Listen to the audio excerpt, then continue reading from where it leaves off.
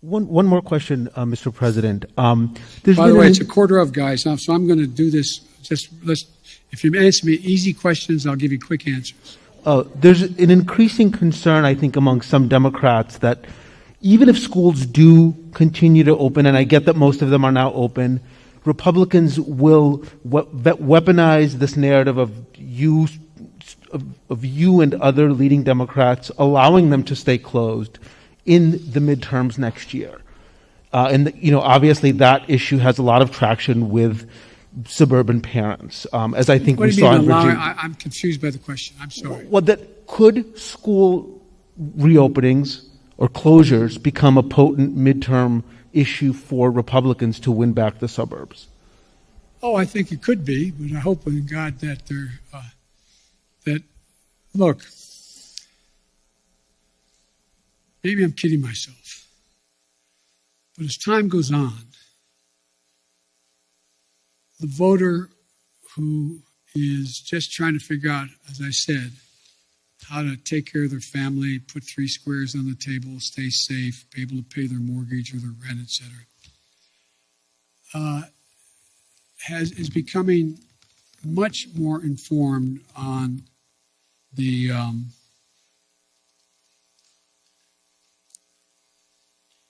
motives of some of the political players and some of the political parties. And I think that they are not going to be as susceptible to believing some of the outlandish things that have been said and continue to be said. You know, every president, not necessarily in the first 12 months, but every president the first couple of years, every president, of the last presidents, at least 4 of them, have had polling numbers that are 44% favorable.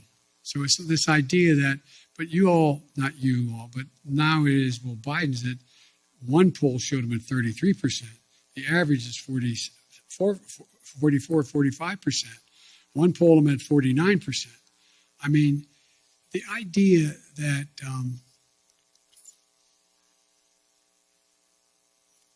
the American public are trying to sift their way through what's real and what's fake.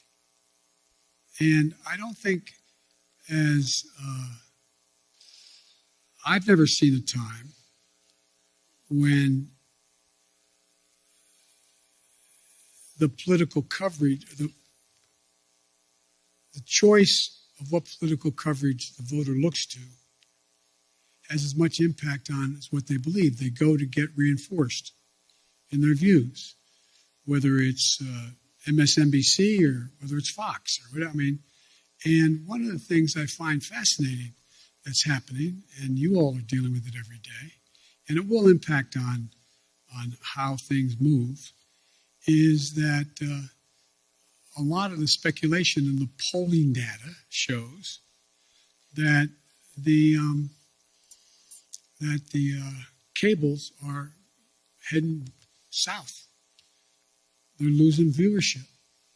No? Well, Fox is okay for a while, but it's not gaining.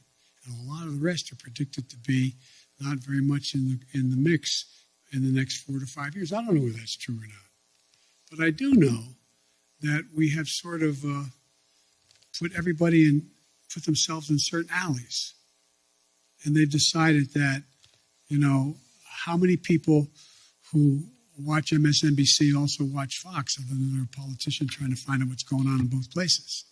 How many people, again, I'm no expert in any of this, but the fact is, I think you have to acknowledge that what gets covered now is necessarily a little bit different than what gets covered in the past. I've had a couple, I shouldn't get into this, but the nature of the way things get covered has, in my observation over the years I've been involved in public life, changed. And it's changed because of everything from a thing called the internet.